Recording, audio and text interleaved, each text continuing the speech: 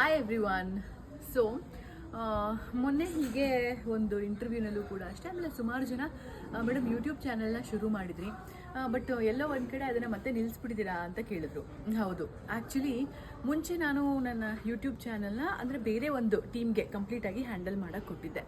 But ಎಲ್ಲೋ ಒಂದು ಕಡೆ ನನಗದು ಆಮೇಲೆ ಸರಿ ಹೋಗಲಿಲ್ಲ ಅಂದರೆ ಅವರು ಅವ್ರ ಕೆಲಸ ಚೆನ್ನಾಗೇ ಮಾಡ್ತಿದ್ರು.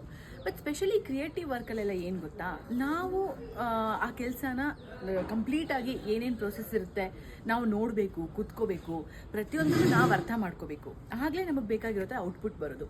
ಹಾಗಾಗಿ ನಾನು ಅದು ಬೇಡ ಸದ್ಯಕ್ಕೆ ಅಂತ ಹೇಳಿಬಿಟ್ಟು ಅವ್ರ ಅದನ್ನು ವಿತ್ಡ್ರಾ ಮಾಡಿಕೊಂಡು ನಿಲ್ಲಿಸ್ಬಿಟ್ಟಿದ್ದೆ. ಪ್ಲಸ್ ಮೂರು ಪ್ರಾಜೆಕ್ಟು ಕೂಡ ಇತ್ತು. ಶಾಂಭವಿ ಒಂದು, ಲಕ್ಷ್ಮೀ ನಿವಾಸ ಒಂದು, ಸುವರ್ಣಗೂ ಒಂದು ಮಾಡ್ತಾ ಇದ್ದೆ. ಸೊ ಹಾಗಾಗಿ ಒಂದು ಸ್ವಲ್ಪ ಬಿಡು ಮಾಡಿಕೊಂಡು ಅದಕ್ಕೆ ಕರೆಕ್ಟಾಗಿ ಪ್ರಿಪೇರ್ ಮಾಡಿಕೊಂಡು ಅದ್ರ ಬಗ್ಗೆ ಒಂದಷ್ಟು ಸ್ಟಡಿ ಮಾಡಿಕೊಂಡು ಆಮೇಲೆ ಮತ್ತೆ ರೀಲಾಂಚ್ ಮಾಡೋಣ ಅಂತ ಸುಮ್ಮನೆ ಇದ್ದೆ. ಸೊ ಈಗ ನಾಳೆ 6th ನವೆಂಬರ್, ಸೊ ನಮ್ಮ ಮೊದಲನೇ ವರ್ಷದ ಆ್ಯನಿವರ್ಸರಿ. ನನಗೆ ತುಂಬ ಇಷ್ಟವಾದಂಥ ಆ್ಯಂಡ್ ಲಕ್ಕಿ ಆದಂಥ ಡೇಟ್ ಅದು.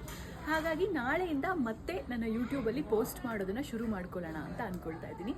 ಸೊ ಆಬ್ವಿಯಸ್ಲಿ ಯೂಟ್ಯೂಬ್ ಚಾನಲ್ನ ಲಿಂಕ್ನ ಬಯೋನಲ್ಲಿ ಹಾಕಿರ್ತೀನಿ, ಸ್ಟೋರೀಸಲ್ಲೂ ಹಾಕ್ತೀನಿ.